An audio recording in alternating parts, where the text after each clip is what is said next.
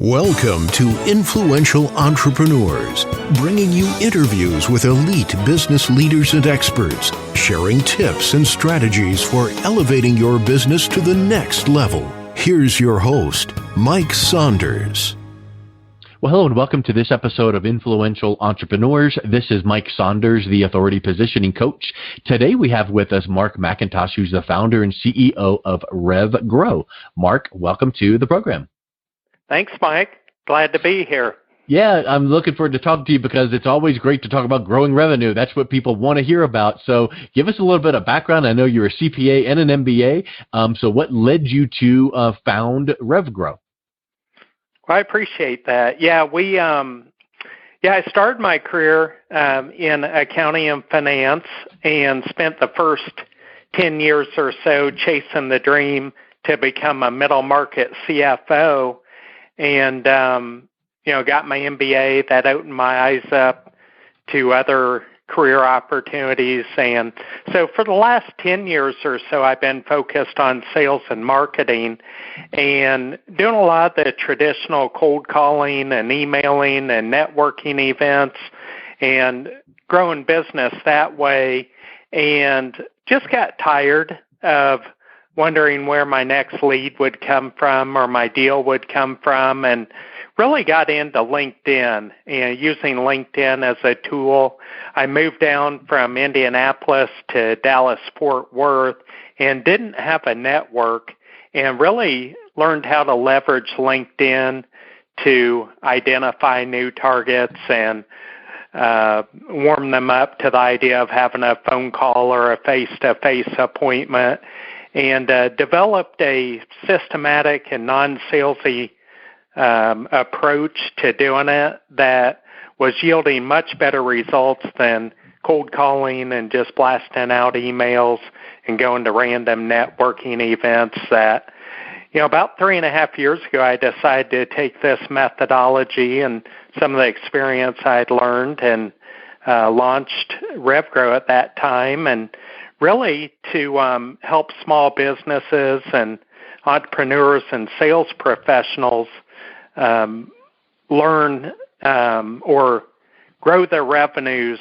using LinkedIn marketing, content marketing, as well as lead generation strategies, again, primarily through the LinkedIn platform. Yeah, I think that if I were to ask this question and answer it, I think I'd be right, but I'll just test myself. The reason you're choosing LinkedIn as the platform is because the clients you work with have their target audience who most likely is going to be found on LinkedIn, as opposed to, I'm sure we can run an Instagram campaign, but why LinkedIn? Yeah, that's a good question. All of our clients are selling business to business, B2B, and LinkedIn is a great platform for a couple of reasons. One is that the majority of executives out there are at least on LinkedIn, and a lot of them are very active. And the reason we use LinkedIn is because from a positioning perspective, an authority building perspective, people can view your LinkedIn profile. They can read about how you might be able to help solve their pain. They can see common connections. They can see your education and find other commonalities, which you can't really glean from a cold call or an email blast. And so that's the reason we leverage LinkedIn. It's much more personable, and there's just so much more information right there. Well, and you know what you're not going to find on LinkedIn? What I had for breakfast this morning. Well, and we'll go on the Instagram or Twitter. Right. Yeah. And, I think that's kind of, you have to know what you want, A, and you have to know who you want to work with, B, and then figure out where they congregate. And if you want to sell skateboards, then you're not going to be on LinkedIn. But the thing that I do really enjoy about LinkedIn is let's get to business. I don't care about what you had for or where you're going on vacation. It is really tightly dialed in. And I think that's a really big benefit for people that you would work with, right? Yeah, that's spot on, Mike. So here's a question. Do you feel like, because over the last, I don't know, I'm going to use the word recently, but that could be 1 to 2 years. It seems like more and more people are turning to LinkedIn, and because they see that their target audience is there and they can reach out. Where do you feel in kind of like that bell curve, if you want to think of it like that? Are we kind of like in the early adopter? Are we at the very, very top? Are we down on the decline side? Where do you feel that at some point LinkedIn's going to get saturated and people just kind of rolling their eyes going, now it's not going to work? Yeah, I would say we're probably at that top of the bell curve, and unfortunately, there are people out there that abuse LinkedIn, and we call it connect and pitch, and they just start selling and pitching their services way too quickly. Yep. And so from that standpoint, it's a little bit more difficult than it was 5 years ago to really stand out from the crowd and be seen as an expert and, stand out from all the noise and the spammers that are out there on the platform. LinkedIn, they're doing a great job of developing tools and like video, for example. Video is obviously a lot more powerful and easy to use than it was a few years ago. And, so LinkedIn is developing new things. The advertising platform has gotten a lot better over the last year or two. But it is definitely more difficult these days to stand out from the crowd and really be seen as an authority in your space. And but that's why, positioning your profile and leveraging good value-add insights and content and really just using a non-salesy approach, respectful approach, and getting in front of your targeted prospects and doing it in a manner that is different from what the masses is doing is just so important these days. And I would venture to say that you would agree with this, and it's probably part of your outreach process, which is this. Rather than saying, give me, like the most of the time, how about let's give value? How about let's find out where you can serve and give value and educate and teach? So if you are reaching out to your target audience, maybe you wrote a piece that would help them out, or have a book, or have a webinar that they don't have to opt in for. And these days it's kind of like, hey, look, I'd love to connect with you on LinkedIn. Here's my webinar. And then they got to opt in. It's like, now you just want my email address. So maybe if you sent this link and said, hey, there's no opt-in required, I just thought this video would be helpful for you because I see you're in the whatever industry. Talk a little bit about providing good content as a way of making a connection without seeming like you're being a pushy salesperson. Yep, that's a good question. Content's a big piece of what we do, and you're exactly right. It's a great way to share insights and add value to your target audience without, we call it lead. You want to lead them to your solution, but not necessarily lead with your solution. And it's, a lot of what we're doing and a lot of what we see works best out on LinkedIn and marketing in general is really consistent with, Bob Burg's concept, the go-giver, sell more. And, exactly what you said. You want to add value. You might have to make, using a banking analogy, 10 deposits before you take out a withdrawal. So it's all about planting seeds of value and really seeking to understand first, help others with challenges or problems they have, and, really truly be interested in sharing insights and value to your target audience. And once you do that and you start to develop that know, like, and trust factor, that Bob often talks about, then you're more likely to get the call when the need arises or the timing is there, or if they want to seek out, they have questions. You've already established some of that trust and that authority recognition that, again, you're more likely to get the call than someone who just starts pitching their services or their product. Yeah, and because I think people feel like you can speak together without the pressure of a sales pitch. And I think that I know that when I will speak to prospects in my business, I will often say, hey, listen, just so you know, as we start this call, I'm not going to ask for your credit card. I'm not going to push you. I'm just going to chat.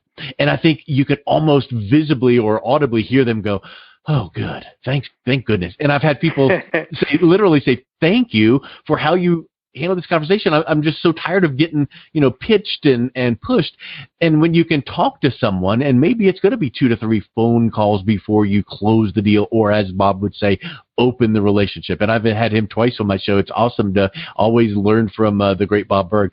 So talk a little bit about how you would start with a new entrepreneur or business owner that reaches out to you. Where are you going to start working with them to get the most bang for their buck right away? Yeah, what we do is we want to get a good understanding of our client's business. We want to know who their target audience is, specifically, and then once we understand their business and who their target audience is and how they help them solve their problems or pain, then what we do is we look to create a client-facing LinkedIn profile and presence.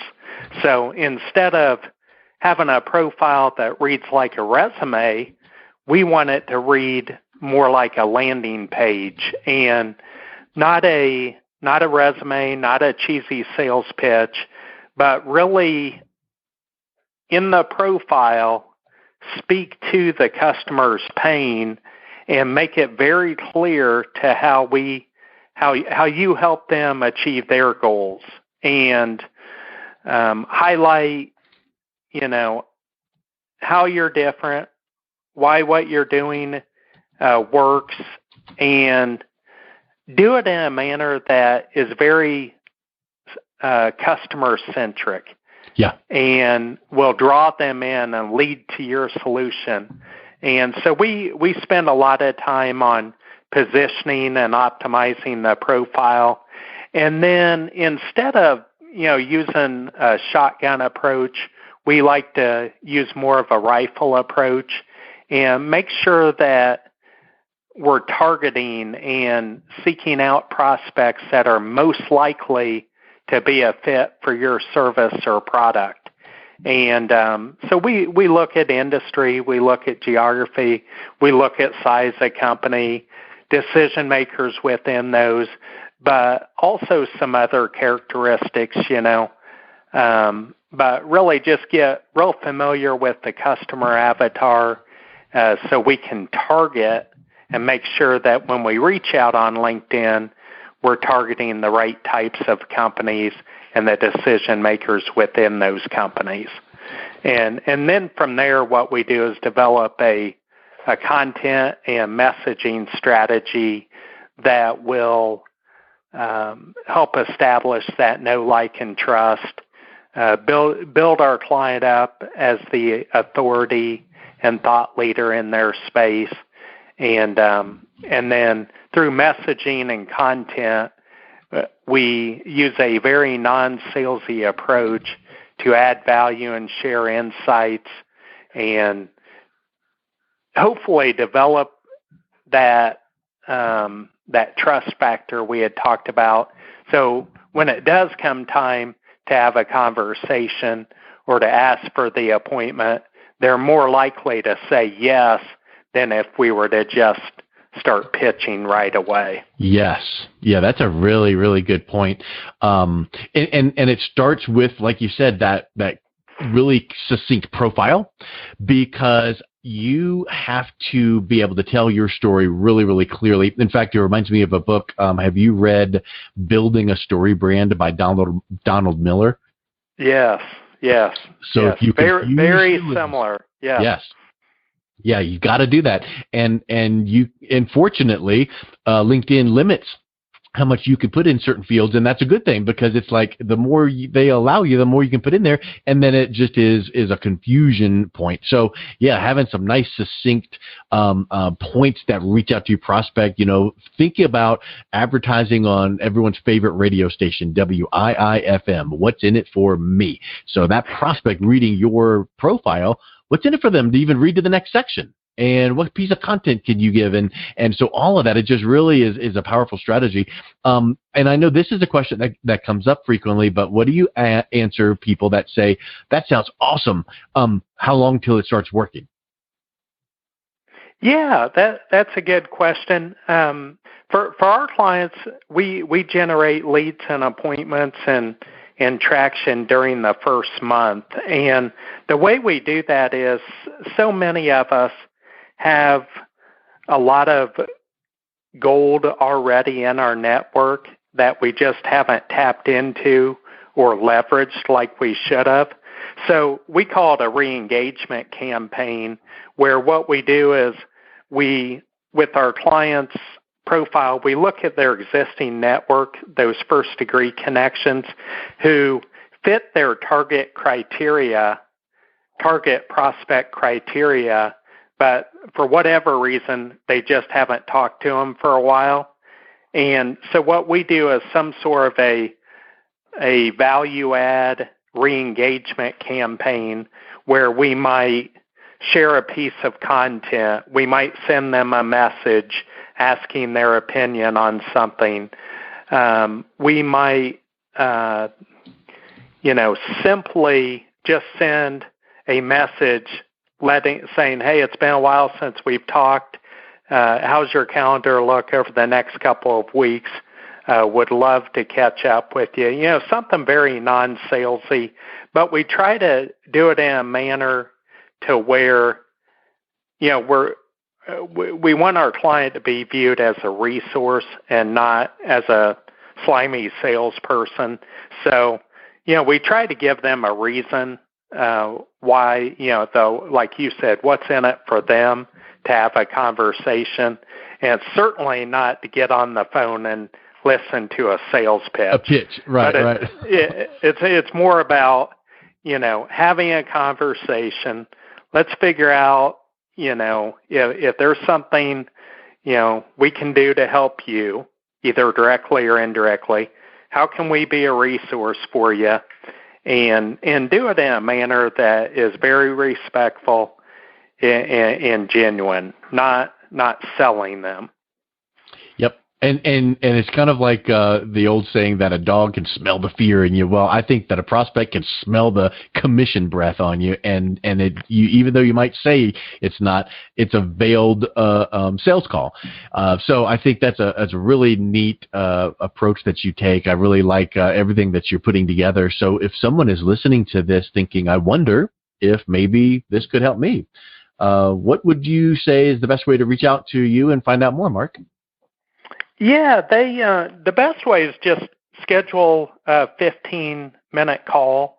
I've set up a link, schedule a call with Mark, MARK.com. So schedule a call with Mark.com is the best way to get on my calendar.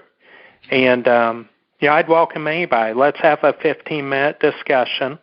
Again, just to, explore, learn more about you and your business, and see if there's some ideas or some strategies that we might be able to, share with you and maybe implement with you. If we work together, great. If not, that's okay too. So, I'm sure we'll be able to find some ways to add value on that call. Excellent. Well, Mark, thank you so much for your time. It was wonderful talking with you today. Yeah, you're welcome. Thank you, Mike. I really appreciate it. You've been listening to Influential Entrepreneurs with Mike Saunders. To learn more about the resources mentioned on today's show or listen to past episodes, visit www.influentialentrepreneursradio.com.